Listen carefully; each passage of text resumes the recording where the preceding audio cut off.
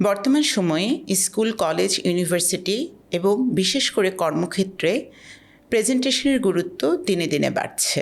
ইদানিং অনেকেই প্রশ্ন করেন যে কিভাবে প্রেজেন্টেশন স্কিল উন্নত করতে পারবো। আসসালামু আলাইকুম, আমি Rihana Akter Ruma, human resource expert এবং প্রজেক্ট ম্যানেজমেন্ট নিয়ে কাজ করছি।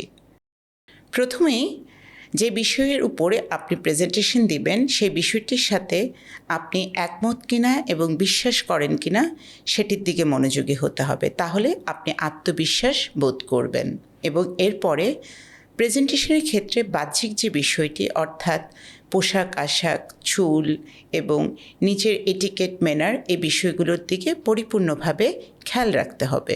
এখন আসি প্রেজেন্টেশনের পেপারটির উপরে।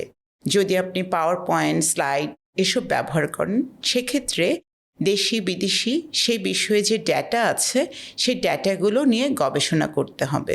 তারপর সেই অনুযায়ী আপনাকে প্রয়োজনীয় প্রস্তুতি নিতে হবে। যেমন ধরুন যে ইন্ট্রোডাকশন এবং মূল আলোচনা, কনক্লুশন সেটি সুন্দর করে সাজিয়ে নেওয়া।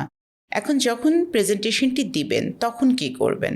স্লাইড দেখে দেখে পড়বেন? মোটেও না। এতে খুবই আর্টিফিশিয়াল, ফর্মাল মনে হবে এবং এতে করে আপনি অডিয়েন্সের সাথে কানেক্টেড থাকতে পারবেন না। সেক্ষেত্রে কিছু ওয়ার্ড আপনি পাশে লিখে রাখুন যাতে ওয়ার্ডটি দেখলেই আপনি বুঝতে পারেন এরপর কি বলবেন এবং সেই অনুযায়ী প্রয়োজনীয় প্রস্তুতি। আসলে প্রস্তুতির কোনো বিকল্প নেই। যখনই কোনো প্রেজেন্টেশন দিতে যাবেন, হতে পারে এটা হয়তো আপনার 50তম প্রেজেন্টেশন, কিন্তু প্রস্তুতি হবে যেন এই প্রথমবারই আপনি দিচ্ছেন। অর্থাৎ প্রস্তুতি প্রস্তুতি প্রস্তুতি এবং সে অনুযায়ী প্র্যাকটিস প্র্যাকটিস এবং প্র্যাকটিস। প্রেজেন্টেশনের আগে আপনি যখন প্রস্তুতি নেবেন তখন আয়নার সামনে দাঁড়িয়ে আপনি বিষয়টি নিয়ে কথা বলতে পারেন, সেটি ভিডিও করে ফেলতে পারেন, অডিও রেকর্ডিং করে ফেলতে পারেন।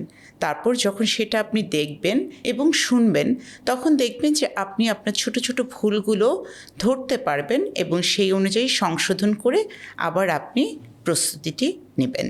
এখন আসি প্রেজেন্টেশন আসলে বলার সময় আমি কেমন করে বলবো। কথা বলার সময় স্পষ্ট এবং আত্মবিশ্বাসী হয়ে কথা বলুন। খুব ধীর লয়ে নয়, আবার খুব দ্রুত গতিতেও নয়। এবং যদি দাঁড়িয়ে কথা বলতে হয় সে সময়ে সঠিক পশ্চার, দাঁড়ানো এবং বডি মুভমেন্টের দিকে খেয়াল রাখতে হবে।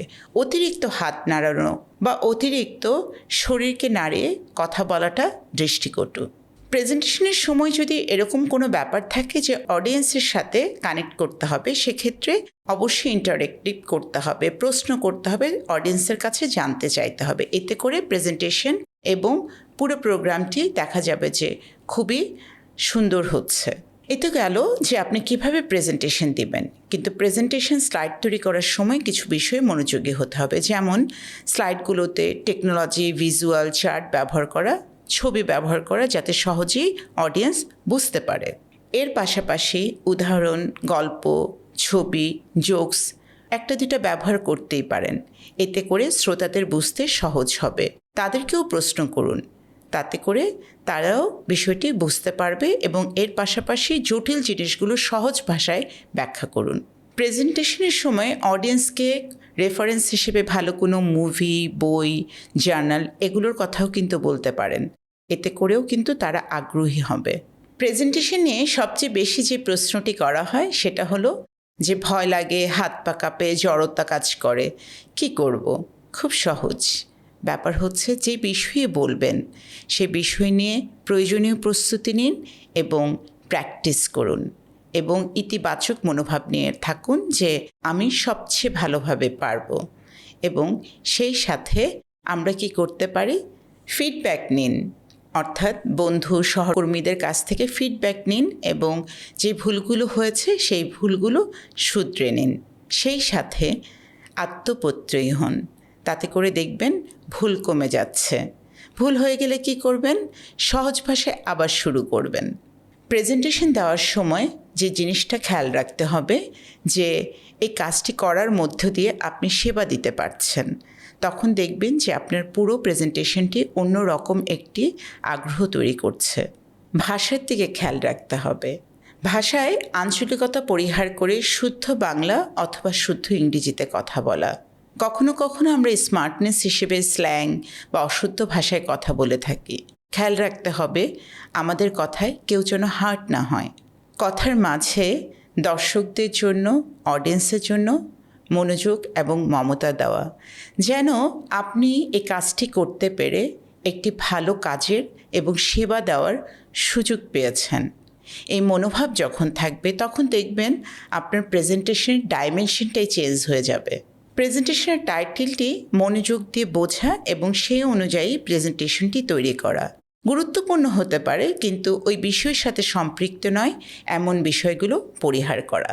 সর্বোপরি প্রয়োজনীয় প্রস্তুতি, অনুশীলন, দেহভঙ্গি, শ্রোতাদের সাথে সম্পৃক্ততা এবং আত্মবিশ্বাস, এই সব কিছুই হচ্ছে প্রেজেন্টেশন স্কিল উন্নত করার কয়েকটি উপায়। মেডিটেশন করুন, ভালো থাকুন। আসসালামু আলাইকুম।